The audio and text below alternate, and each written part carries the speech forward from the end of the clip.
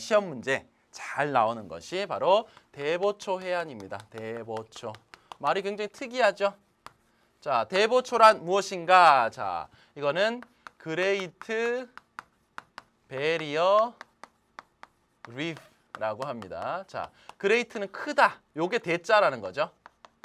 베리어는요, 방패, 보호막 이런 거 할 때 그 바리어입니다. 그러면 요게 보호하다 할 때 보자인 겁니다. 그 다음에 리프는 산호초거든요. 그래서 초 이렇게 되는 거예요.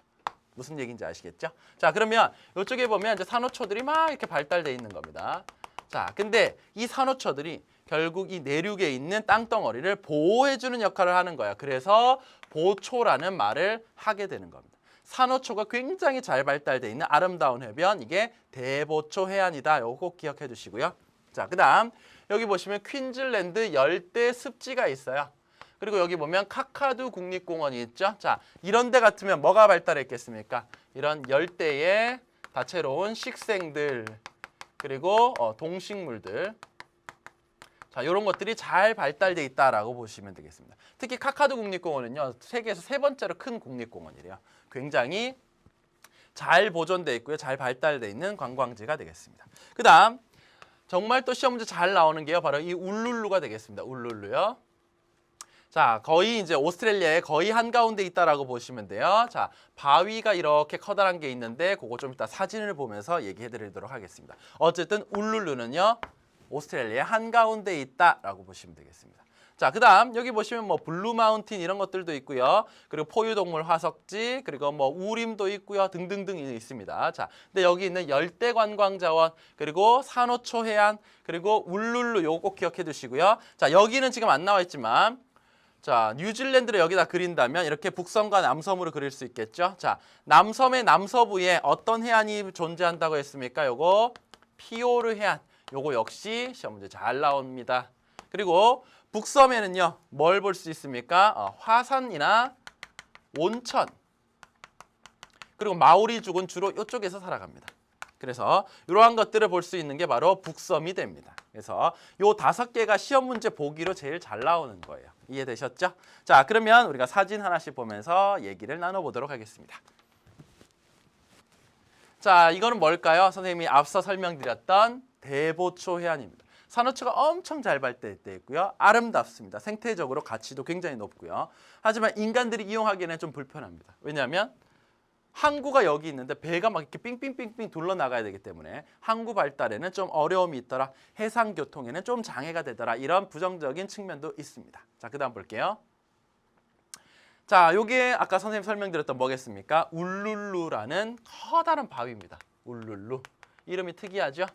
자, 울룰루는 무슨 뜻이냐면요, 그늘이 지는 신성한 땅이라는 뜻이에요. 원주민 언어입니다. 그늘 지는 땅. 자, 이렇게 해가 뉘엿뉘엿 지어갈 때는요, 이쪽이 그늘이 쫙 지겠죠. 그리고 굉장히 붉은색으로 장관을 이룹니다. 완전 이렇게 홍조로 이렇게 전체에 세상이 빨갛게 물드는 것 같은 이런 모습을 볼 수가 있고요. 그리고 단일 암석으로는 세계에서 가장 큰 암석입니다. 높이가 얼마나 될까요? 여기서부터 여기까지 높이가 대략 330m입니다. 뭐 이게 이렇게 얘기할 수 있죠. 자, 이 둘레는 얼마나 되나요? 이 둘레는 8.8km라고 합니다. 그러니까 결국 걸어서 보게 되면요, 사람들이 이런 거 볼 때는 빨리 걷지는 않으니까 한 2시간 반 정도를 걸어 다녀야 돼요.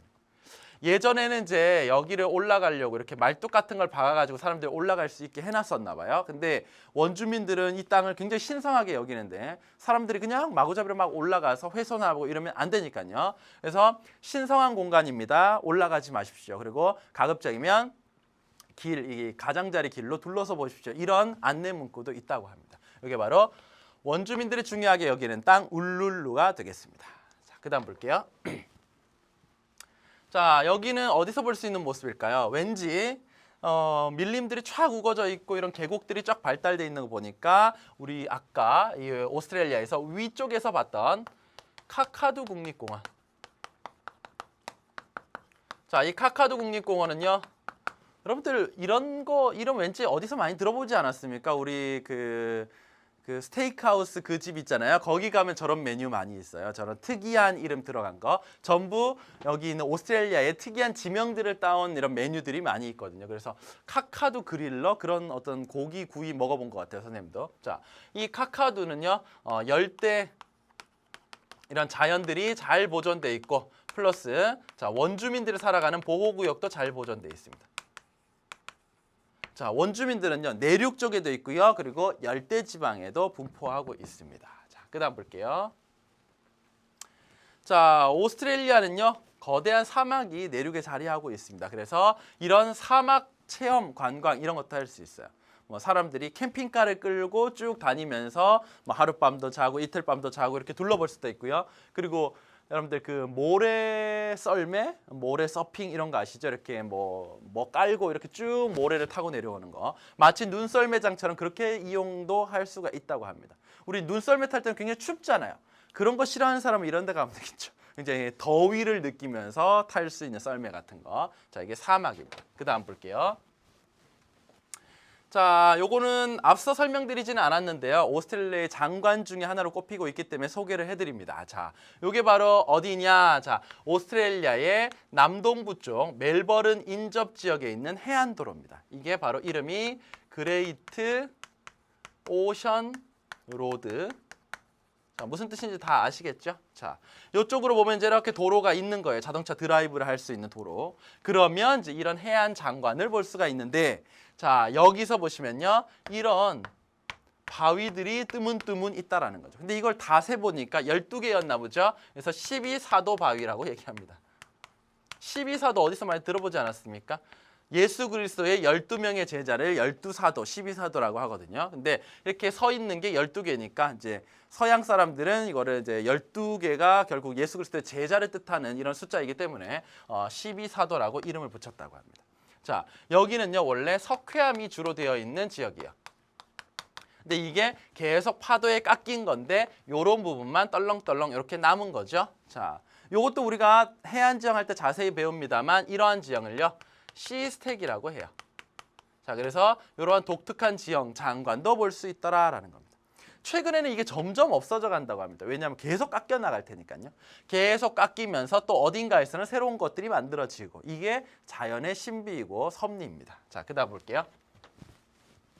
자, 호주를 상징하는 동물 캥거루가 되겠습니다. 자, 여기 보면 배에 주머니가 달려 있는 독특한 동물이죠. 자, 그리고 이 발이 굉장히 강하다고 해요. 그래서 꼬리로 이렇게 지탱하고 앞발로 막 이렇게 차고 이래서 호주를 가다가 이런 캥거루를 만나면요, 아 귀여워 이렇게 하면 안 되는 거예요. 굉장히 위험한 동물이라고 하더라고요. 자, 이 캥거루라는 동물의 이름이 어디서 왔냐? 자, 뭐 논란거리가 되고 있습니다. 뭐 예전에 이제 영국 사람들이 건너와서 저렇게 신기한 동물이 있으니까 저게 뭐냐라고 물었는데 원주민이 캥거루라고 대답했다는 거죠. 아, 그래서 캥거루인가 보다라고 해서 이름이 캥거루로 알려졌는데요. 그게 뭐 원주민 언어로 나도 몰라 이런 뜻이 있다라고 하고요. 또 어떤 의견으로는요, 이런 게 뭐 강가루라는 어떤 그런 뭐 이름을 갖고 있었나 봐요. 그래서 그렇게 불러서 이게 캥거루가 됐다 이런 의견도 있어요. 근데 대부분의 사람들에게는 나도 몰라 이게 이제 캥거루가 됐다 이런 어떤 뜻으로 많이 알려져 있습니다. 자, 그다음 볼게요. 자, 오스트레일리아에는 상징적으로 저런 캥거루도 있지만, 자, 굉장히 많이 키우는 동물이 바로 뭐냐면요, 양입니다. 양. 그래서 오스트레일리아는요, 양털을 세계에서 제일 많이 수출하는 나라예요. 그래서 이런 데서는 양을 굉장히 많이 키우고 있는데, 특히 우리 오스트레일리아의 이 내륙 쪽에 보면요, 건조한 지역임에도 불구하고 이런 동물들을 키우고 있거든요. 여기 이름이 여러분들 중학교 때 많이 들어보셨던 대찬정 분지가 되는 겁니다. 자, 밑에서 이렇게 우물을 뚫어가지고 그 물을 가지고 얘네들을 키우게 되는 거거든요. 그래서 대찬정 분지에서는 양도 많이 키우고 있더라라는 것. 그다음, 자, 여기 바로 어디입니까? 호주에서 유명한 도시죠. 시드니가 되겠습니다. 자, 아직도 오스트레일리아의 수도를 시드니라고 잘못 알고 있는 학생들 많이 있으실 거예요. 아닙니다. 오스트레일리아에서 제일 큰 도시가 시드니는 맞는데요. 그 수도는 아닌 거예요. 자, 여기 있는 여기 바로 뭡니까? 오페라 하우스죠. 네덜란드죠. 덴마크 건축가군요. 덴마크 건축가가 이제 공모전에서 1등한 거 그게 바로 요거예요. 그래서 돛 모양 그리고 뭐 조가비 모양 뭐 이런 거를 본따 가지고 이렇게 만들었다고 합니다. 자, 그다음 볼게요. 자, 그다음에 여기 있는 도시는요. 바로 멜버른이 되겠습니다. 멜버른이 또 수도라고 잘못 알고 있으신 분들도 많이 있어요. 멜버른도 역시 수도가 아니고요. 제2의 큰 도시가 되겠습니다. 그다음 볼까요? 자, 여기는요. 굉장히 지금 도시의 모양이 반듯반듯하고 뭔가 사람이 인위적으로 손을 댄 모습을 볼 수가 있어요. 그다음 또 볼게요.